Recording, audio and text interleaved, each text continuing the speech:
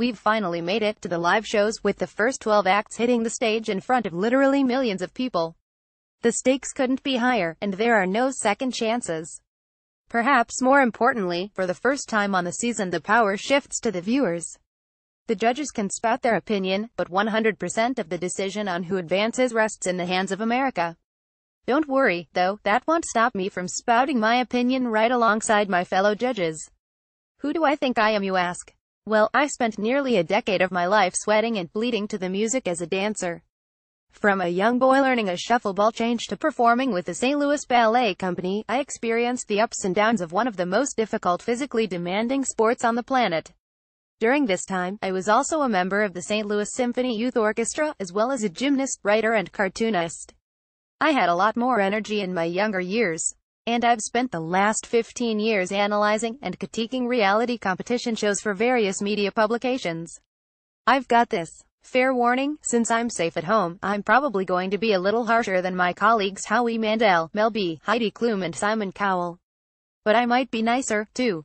Maybe. The singing Trump comedian singer-dancer is decent as the president, but his act has always frustrated and annoyed me in the previous rounds.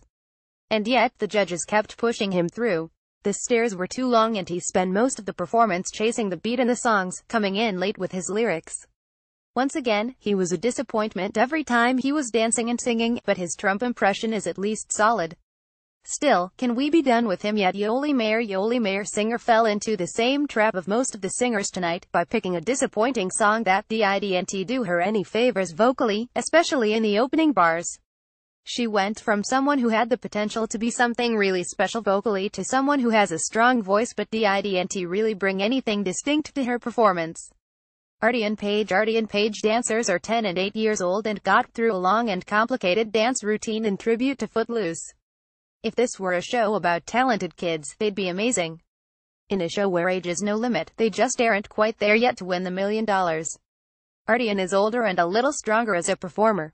Paige needs to work on her face's horrified jaw. Gay is not a good look, but there's no denying that these youngsters are incredibly talented for their age. They're just not quite at the caliber of this show just yet, and this was the first time I could see that in the performance. In the stairwell a cappella group didn't make my personal cut for the live shows, but the judges put them through. Tackling a song from Fun, this was the strongest I've seen them yet, but I've still seen a cappella groups far superior. They didn't even bother to try and hit Nate Rue's highest note on some nights. Like Christian, they did a pandering final note with excessive runs, but like Christian they put on a solid vocal. But I wanted to see more dynamism and exciting creativity from them in their performance. Maybe I've seen too many singing shows, like the Sing-Off, where acts like this really push the envelope. Christian Guardino singer came in with the extra weight of being Howie's Golden Buzzer selection. Wasn't a fan of the Funhouse Mirror intro, but there's no denying this kid has a powerful voice and impeccable control of his instrument. His lower register wasn't quite as strong, but Christian didn't falter throughout the piece, showing an impressive confidence for someone so young on a huge stage like this. He did hit what I used to call the Idol power note to close out the piece, which used to happen all the time on American Idol. It's both pandering and annoying, but it was still a great performance. My semi-finalists Puddle's Pity Party singing clown lost me a little by tackling Lord's Royals. Its tone and presentation didn't really sit with his voice in the beginning. I loved the opening video and loved the sad clown part of his shtick, so I think he lost something by not walking out on stage with his suitcase. The success of his act is the sad clown who erupts into song out of nowhere, and we missed the sad clown part of him on that stage until after he sang. I think song choice and things out of his control hurt Puddles this week, but he's still a unique and special act. Bellow Knock Daredevil was one of my picks to advance here, but the judges didn't put him through. So Simon probably read my article and reconsidered. The judges agreed to give him a second chance as a wild card, and the Slim Jim hair is back with less time to prepare. Bellow decided on the Wheel of Death, a very dangerous stunt. While the double wheel started a little repetitive and dull as he stayed on the inside of the wheel, the excitement ratcheted up dramatically when he made his way to the outside.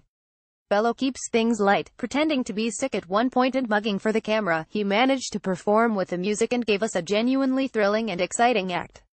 Billy Emily England roller skating daredevils spin around on roller skates doing very dangerous combined stunts. It gets a little repetitive, but it's always thrilling and terrifying to watch.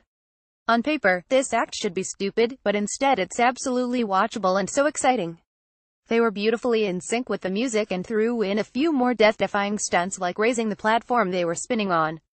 Emily mixed in a few twists while they were spinning that were very cool. This has Vegas written all over it, maybe not as a solo act but as part of a daredevil troupe that just scares the crap out of the audience. Just Jerk dance troupe won me over with this routine, showing more precision and complex formations than we've seen yet. They also used their props well, with particularly impressive coordination with their red fans. Sweetest little speaking voice, but when she opens her mouth to sing, it's like a full-grown woman most of the time. She was Chris Hardwick's golden buzzer in the Judge Cuts round.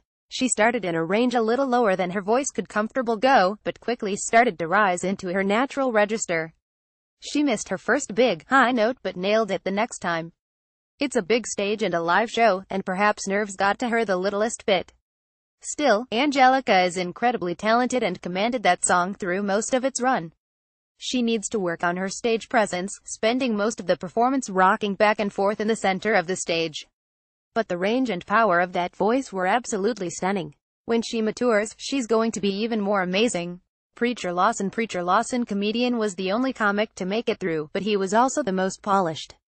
His energy was even higher this week than we've seen him in the past. As a physical comedian, he throws everything into his performances and that's a huge part of why they work. I thought the cell phone material was the weakest, but he sold it by jumping around and mimicking The Price is Right. This guy is ready for his Comedy Central special today. He channels some of the manic energy of Eddie Murphy or Robin Williams, and even has hilarious random asides throughout a structured set. He's incredibly talented and easily one of the best comedians to come through the show. Darcy Lynn ventriloquist singer earned Mel B's Golden Buzzer for a very impressive vocal ventriloquist performance in the first round of the competition. She introduced a new puppet to the show, Oscar, who admitted had fallen in love with Mel B. I love that this time we got to see a little banter between Darcy and Oscar before she had Oscar break into a soul song for his love.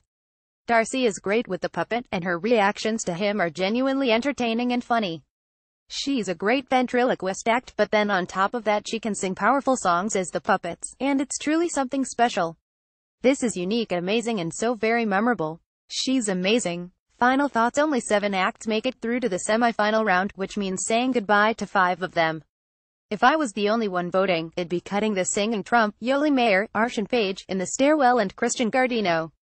That said, I wouldn't be surprised to see In the Stairwell ride the wave of military pride into the next round, sending one of my semi-finalists packing, probably Puddles, who was admittedly a little disappointing this time out. Well, find out Wednesday night when your voting results are revealed. America's Got Talent continues twice a week, Tuesdays and Wednesdays at 8 p.m. ET on NBC. Mel B brings 17-year-old daughter, Phoenix, to America's Got Talent finale.